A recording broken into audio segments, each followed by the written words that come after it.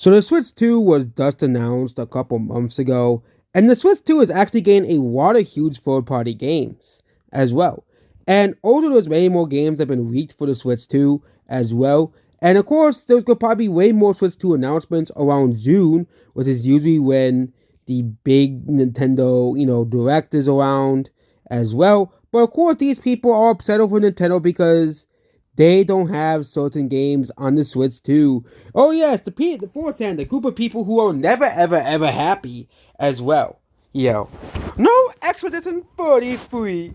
Again, this game just released as well, and most likely it is probably gonna come to the Switch 2 eventually as well. Considering the fact that the Switch 1 is a RPG, has so many RPGs on it, and it has Elden Ring, but you guys are now pulling up a bunch of random games. Oblivion Remastered. Oh yes, that game was really weak for the Switch too.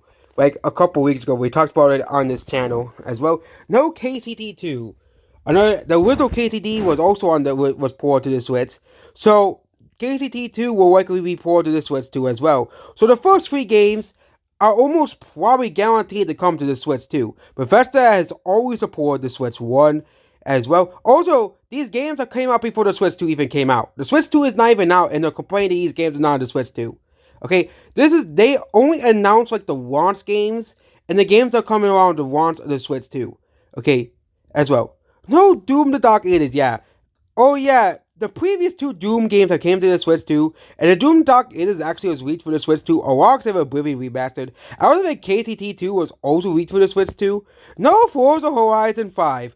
Yeah, this game was really weak for the Switch 2 as well. No, of course they want fucking Stellar Blade on the Switch.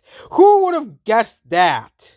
No, Stellar Blade is not gonna be on the Switch 2 because the game didn't really sell too well. But I would be surprised if the game fails on PC, they're gonna be desperate and come begging the Nintendo to put the game on the Switch too, and they'll say, "Fine, you report the game on the Switch too."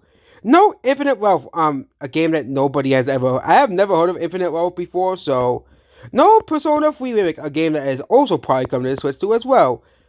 I feel really bad for Nintendo gamers, even with a new system. So many omissions. Oh yes, a new system that was just announced, a month ago, is having so many games, third-party games coming to the Switch too, and they only mostly sold the launch titles and games coming around the launch first couple months for the Switch too, which most likely means we'll likely gain a June Direct.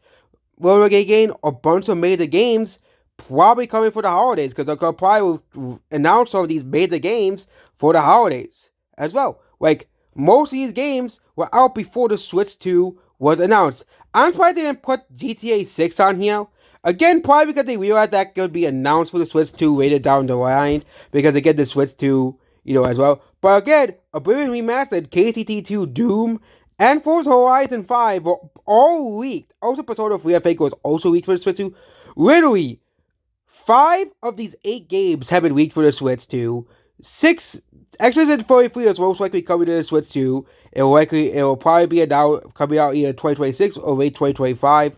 Wouldn't be too surprised if that is the truth, because I would be surprised if they want to put the game on Switch 2, because more platforms means more money to be sold. And of course we have Stellar Blade. You know, the game that basically sold itself on the go, having big titties and a big ass?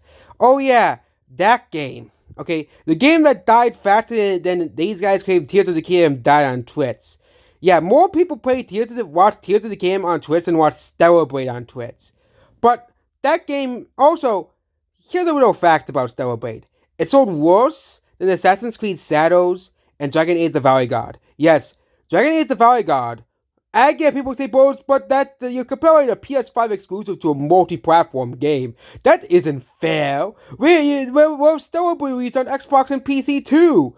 But it took a year for Stellar Blade to supposedly sell 2 million copies, which, according to the studio itself, the game only made $50 to $80 million as well, which includes the Nier Automata DLC. So there was a likelihood the game even barely sold 1 million copies to begin with as well. But again, Stellar Blade is considered a major game. Oh yes, a major game that, was outsold by literally games that were considered literal failures.